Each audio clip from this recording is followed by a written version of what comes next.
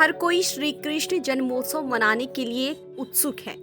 इस खास मौके पर भक्तगण भगवान कृष्ण को खुश करने के लिए उपवास रखते हैं और पूरे विधि विधान से पूजा करते हैं। इस दिन कृष्ण भगवान को उनके पसंद का भोग लगाया जाता है। भोग में वैसे तो ढेर सारी चीजें चढ़ाई जाती हैं, लेकिन हिंदू मान्यताओं के मुताबिक श्री कृष्ण को पंजीरी के साथ साथ पंचामृत का भोग लगाना शुभ होता है। कहा जाता है कि बिना पंचामृत श्री कृष्ण की पूजा अधूरी रह जाती है।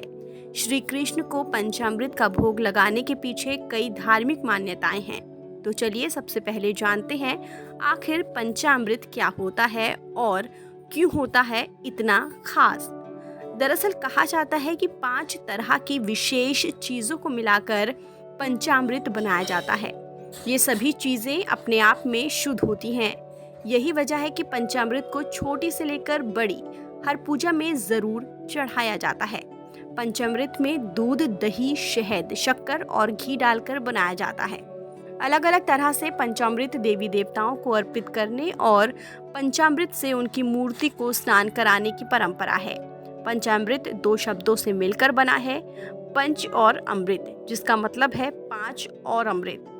पंचामृत को देवी देवताओं का पेय भी कहा जाता है। हिंदू मान्यताओं के मुताबिक भगवान श्री कृष्ण को पंचामृत बहुत ज्यादा पसंद है। यही वजह है कृष्ण जन्मोत्सव यानी जन्माष्टमी पर पंचामृत का भोग लगाना बहुत ही शुभ माना जाता है और भक्त भगवान कृष्ण को प्रसन्न करने के लिए पंचामृत का भोग जरूर लगाते हैं। दरअसल पंचामृत एक पवित्र पेय है जिसे मंदिरों में प्रसाद के रूप में भी चढ़ाया जाता है।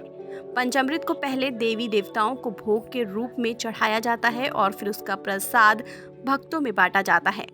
आपको बता दें कि पंचामृत में डलने वाला दूध शुद्ध और पवित्रता का प्रतीक होता है।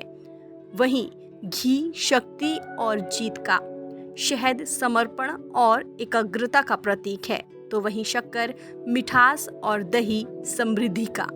शास्त्रों में चरणामृत लेने के कुछ नियम बताए गए हैं, उसी हिसाब से चरणामृत लेना चाहिए। कहा जाता है कि चरणामृत को हमेशा दाएं हाथ से ही ग्रहण करना चाहिए। इसको हमेशा तांबे के बर्तन में भी बनाना चाहिए।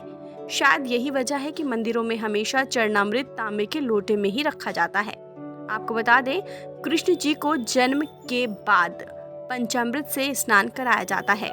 पंचामृत बिना विष्णु और उनके पूजन के संभव नहीं है। कृष्ण के 56 भोगों में इसका विशेष महत्व है। इसकी धार्मिक मान्यता तो है ही, साथ ही आयुर्वेद भी इसके लाभों को स्वीकारता है। आयुर्वेद के मुताबिक ये 5 अमृत यानी दूध, दही, शहद, चीनी और घी से मिलकर पंचामृत बनता है। इस भोग से पारण करना धार्मिक आस्था के साथ शारीरिक गुणवत्ता भरा होगा। पंचामृत आपका पाचन ठीक करता है, पित्त भी संतुलित करता है। इसके सेवन से रोग प्रतिरोधक क्षमता में भी इजाफा होने के साथ ढेरों फायदे भी हैं। पंचामृत बनाते वक्त भी कुछ बातों का ध्यान रखना होता है। पंचामृत सूर्यास्त के बाद नहीं बनाना चाहिए। 5 अमृत के अलावा इसमें गंगा जल और तुलसी दल इसकी पवित्रता में और भी इजाफा कर जाते हैं।